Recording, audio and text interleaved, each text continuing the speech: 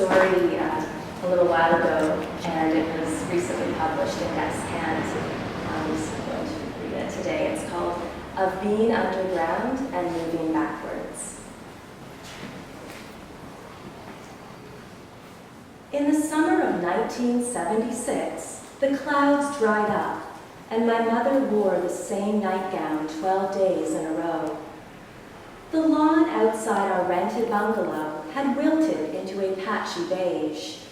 The once lush dandelions, which Pumpkin had used as face paint, her skinny fingers smudging my cheeks yellow, were now dry and hunched into themselves, as though they were trying to hide their desiccated faces from the sun.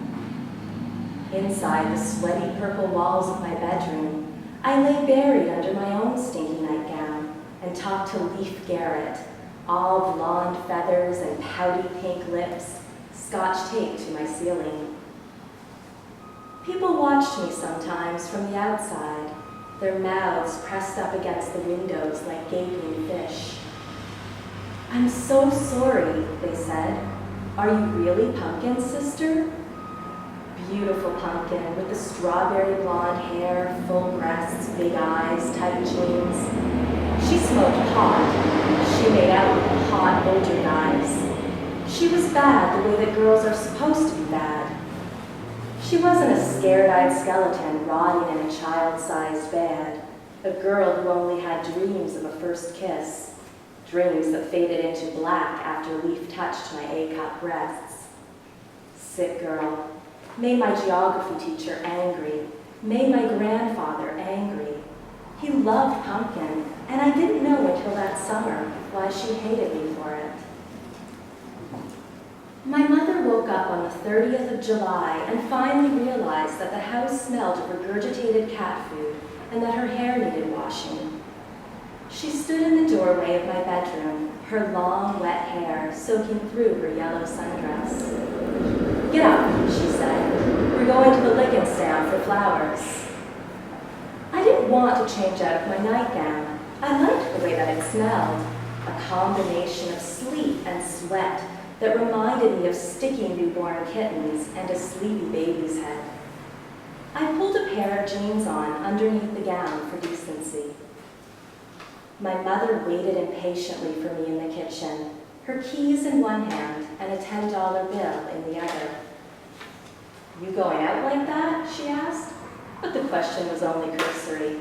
She didn't really mind. The lick and stamp was located 3 blocks from our house. It was the hottest day on record for that summer, and felt even warmer with the humidity. Still, I walked with my arms wrapped around my body, my head bent to an imaginary wind. It was too hot out for the boys hanging on the steps outside the store to care if my mother didn't respond to their hisses and whistles. Their eyes lazily skimmed her slender bare legs and the dark triangular shadow visible beneath the light gauze of her dress. There was a time when I had hated being invisible. This was the summer I stopped caring. The owner of the lick and stamp was a gaunt Korean woman with a patchy cloud of gray hair. She always covered her mouth when she talked, embarrassed by her broken teeth. I thought it was very touching the way that she did that, as though other people would actually mind. She glared at the boys and pushed a package of Marlboro Lights toward my mother. Large wasps ecstatically contorted their yellow bodies in the plastic tubs of sugar candy on the counter. My mother lit a cigarette and nodded at me. "Go pick out some flowers, Sarah." The flowers were at the back of the store, behind stacked cardboard boxes of Boy Scout apples and batches of rotting bananas. Their peels made me think of the lingering yellow and brown smiles of the homeless people who lived in the park behind our church. Those people smelled like glue and shit. Pumpkin was the only one who ever said hi to them.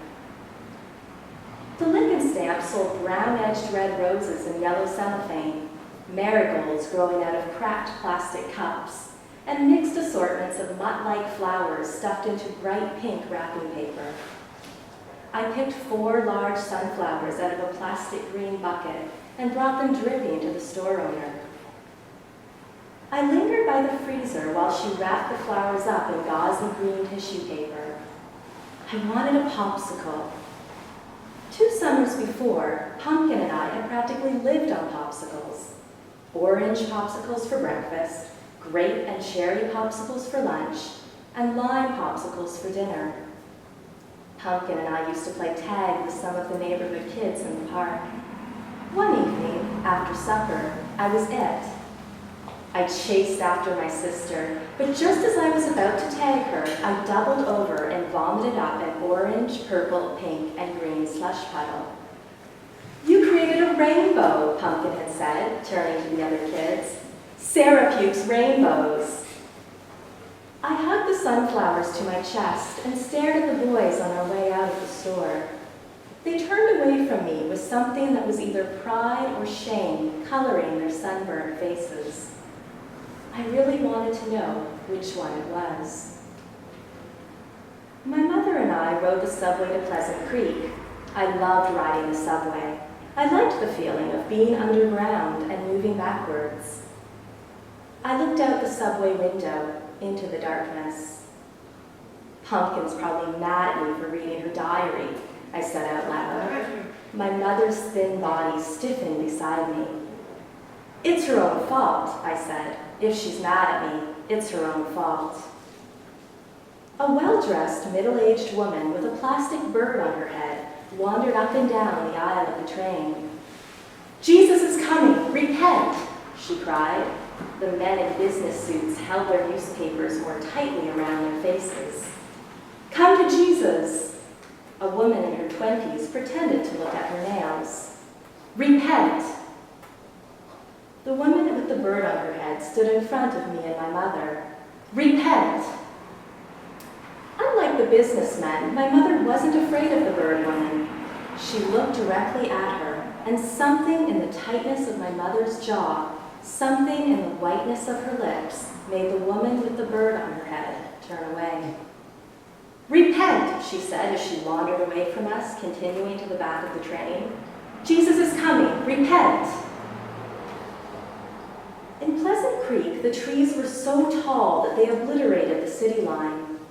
There were no other people around that day, just me, my mother, the insects, and the birds. The water lay still like whispered voices behind a closed door. I pointed to a neon yellow caterpillar, and my mother smiled tightly. I had a memory then of my mother pushing me down the hospital corridor towards my grandfather's room. I remembered how quickly his tiny head had sprung forward from his withered neck, his face lighting up at our arrival. "Pumpkin?" he asked, forcing a spring into his debilitated voice. "Is that you, Pumpkin?" "No, Grandpa, it's me, Sarah." How slowly his head had sunk back into his neck at the sound of my voice. How his eyes had closed. The graveyard was situated at the north end of the creek. It was still relatively new, which I liked. There were no crumbling crosses or creepy stillborn baby graves from the 1800s. Pumpkin and my grandfather directly faced each other. Both had plain concrete headstones, the only kind my mother could afford. My mother took one of the sunflowers from me and placed it over Pumpkin's grave.